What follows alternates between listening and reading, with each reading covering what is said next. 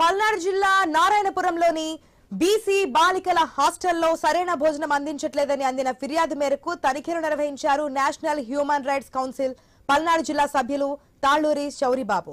25 బాలికలు ఉండాల్సిన హాస్టల్లో 8 మంది మాత్రమే ఉన్నారని, కనీస సౌకర్యాలు లేవని మండిపడ్డారు. ఇద్దరికి సరిపడే ఆహారాన్ని 8 మందికి సరిపెడుతున్నారని ఆగ్రహం వ్యక్తం చేశారు. ఈ విషయాలపై హాస్టల్ వార్డెన్ దీపికను అడ్డాగా ఆమె నుంచి ఎటువంటి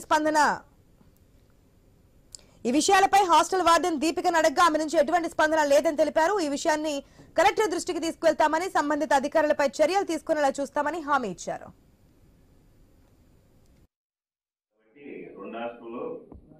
అందుకని నా మీద కచ్చి కట్టి చేస్తున్నారు అని అంటున్నారు.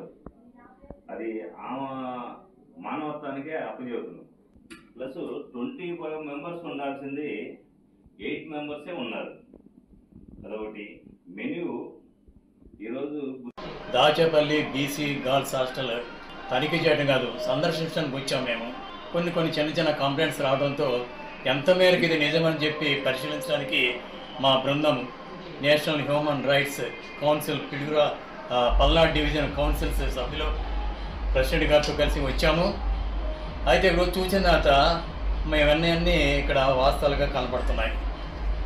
పిల్లలు ఆహారం కోసం వచ్చినప్పుడు ఆ పాత్రలు చూస్తే కొంచెం అన్నమే. మెనూ ప్రకారంగా ఇవాళ ఏముండాలి వంకాయ కూర,